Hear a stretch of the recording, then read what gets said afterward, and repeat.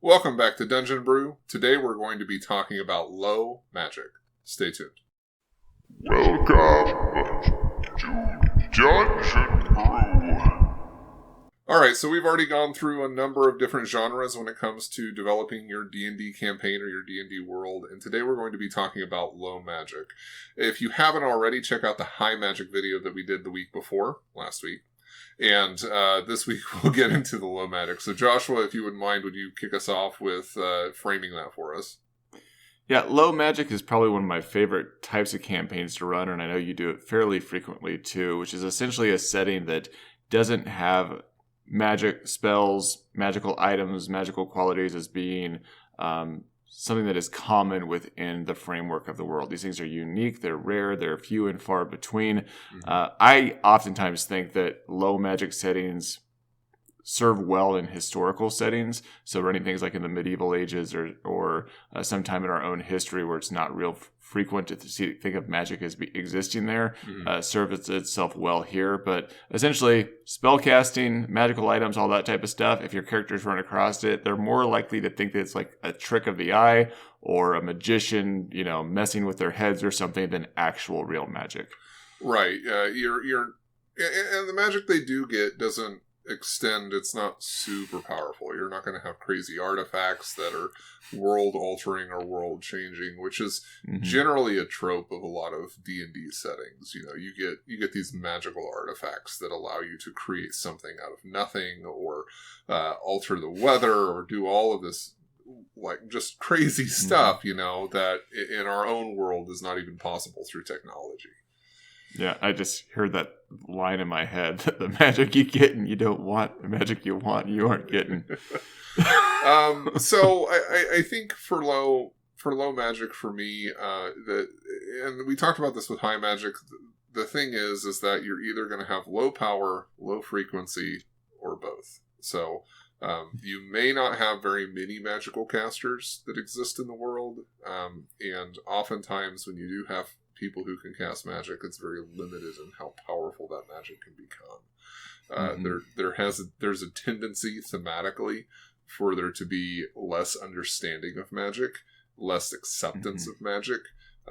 Think kind of Salem witch trials type stuff where anybody who is thought to be casting magic or engaging in magic is maybe evil, maybe it's considered to be a crime, or maybe it's just not considered to be real. It's the kind of thing where it's like, oh, it's just some nut job who thinks that they can cast spells, but they really can't. I think that's exactly how it should be perceived, at least from your players' end. They shouldn't think of magic as being something that's there that exists. I mean, sometimes I've even seen DMs, GMs not allow their players to make characters that have magic. Right. So you have to be a rogue or be a fighter or some sort of class that doesn't allow magic to just make it that much more unbelievable when you come across someone who does cast it. And that definitely requires player buy-in. You have to make sure that your gaming group is going to be amenable to the notion of not having access to magical classes, or if they do, that those magical classes are somehow weaker than they should be. A popular version of doing something like this was in 3.5 edition. It's called E6, where you would basically cap all players at 6th level and not allow them to progress any further, so that magic casters would have access to 3rd level spells, but nothing more. It ends up in a lower power campaign in general, but it does also make sure that magic does not become the be-all and end-all. You're no longer stopping time. You no longer have spells that instantly kill people, like a power word death and that type of thing. It changes the dynamic and the power of casters. They're much more susceptible to melee attacks or to just a general warrior, because many of their spells are not capable of taking them out with a single blow. They might be able to fly, but that's the type of thing they're going to be able to cast like once a day or something, and they're not going to be able to do it continuously. There are a bunch of options when it comes to that type of gameplay to kind of curtail or keep the game inside of certain bounds when it comes to magic. That type of E6 is easily translatable into 5th edition, so that you cap players at either 5th or 6th level. They're not allowed to extend beyond that. It's kind of the apex of abilities in this type of setting. And you may be asking yourself, why the hell would I want to do that? Like, that's going to take away from the fun of the game. And in my personal opinion, I don't know where you're at on this, John, but I don't think so. Like, it offers up a different type of campaign, a different type of gameplay, where you're really able to focus on things like political campaigns, militaristic campaigns, getting your own, maybe your own keeps built with your own armies to do a more tactical type of campaign in that realm, where you can essentially explore other avenues of gameplay and role playing within these settings, within these worlds, without, like you said, having magic become the end-all be-all. Like, you can have a lot of exploration and a lot of fun with it that you may not get to do in other campaigns because of the power of some of those spells. Yeah, and there's a lot of other interesting kind of cause-effect type relationships that exist in this type of situation. So it's not that you're necessarily removing fantastical creatures. That would be a low fantasy genre, which, again, if you haven't, you can check out that one. But you could do a high fantasy, low magic game and have something like E6 running where an ogre is a huge threat. A dragon is an impossible enemy. They become far more dangerous and far more threatening because there's a certain limit to the power that players can access. And it's not that they stop leveling at 5th or 6th level. They still continue to gain experience, and then they're allowed to gain other things that might be ASIs, it might be feats. They gain versatility, but they don't necessarily gain power in the traditional sense within a D&D style game. So you can play with those things. And the other end of that is that your highest level casters in the world are going to be casting spells like Revivify, which only allows you to resurrect dead people that have been dead for a minute or less, which is almost like a CPR level magical spell that brings somebody back from death. You don't have true resurrection. You don't have this crazy powerful stuff. Injuries become more permanent. You can't regrow limbs. This type of low magic style setting lends itself very well to a grimdark style setting as well. Yeah, that's very true. And you could also mix this with things like steampunk or dieselpunk, which we'll be talking about in the next week or two. But remember, in low magic settings, that's usually balanced with higher levels of technology. Your populace and your people have been pushed to use their inventiveness, their imaginations, finding ambition and trying to find things to solve problems. So while you may not have the spells to take down that dragon, maybe there's an answer within the tech that has been developed throughout the world. Maybe, I mean, I don't know how deep you're going to go down this rabbit hole. You're going to be running around in tanks fighting dragons, but there might be some sort of technology piece that you have to explore and utilize that brings your character enough power in order to battle some of those enemies in a high fantasy setting. Right. And it's a very interesting option, too. I mean, the most powerful magic users that exist in the world are not the same as a high magic setting. They are not combating entire armies by themselves. You have a wizard, he can cast Fireball. He might have 2 castings of that per day. It's like, yeah, that's going to hurt an enemy army, but the army will win.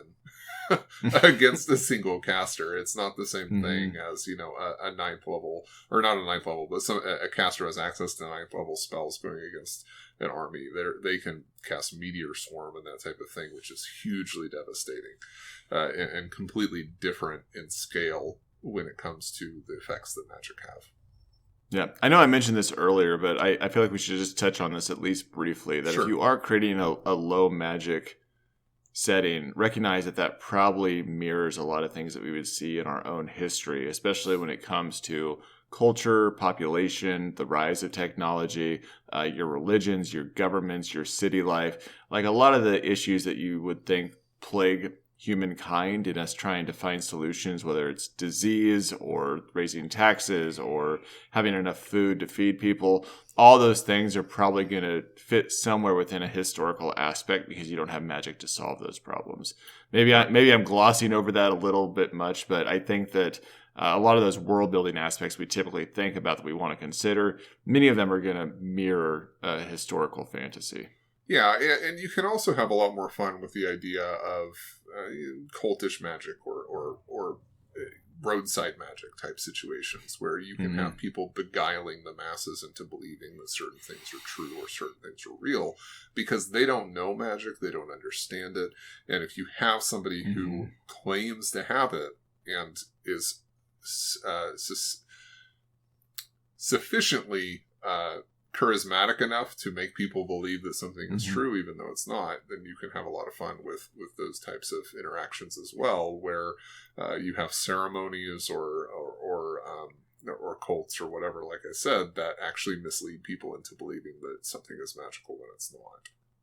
And you may still find that there's quite a bit of magic invested into your world building, things like cosmos, the planes, and religion. Maybe people believe that magic is only accessible to the gods or to the angels or to demons, or there's still supernatural forces that are lingering about, which, as you mentioned, kind of fits this dark fantasy, this grim fantasy. It could even fit within kind of a Lovecraftian horror type of fantasy setting where there's still this belief in a lot of magical elements that exist, but they're outside the human experience or humans being able to access it and utilize it. They may spend their entire campaign searching for a holy grail they believe exists because of its magical properties and never find it because it's not real.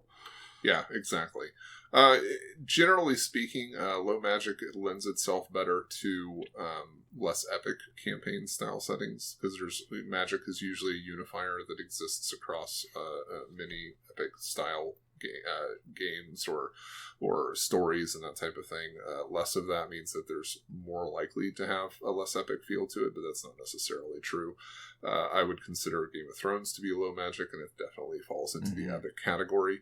But you also have things like Lord of the Rings, where you have the ring itself, which is a magical artifact, which, even though there's low magic elements to it, there are still highly powerful magical objects that exist in that world as well.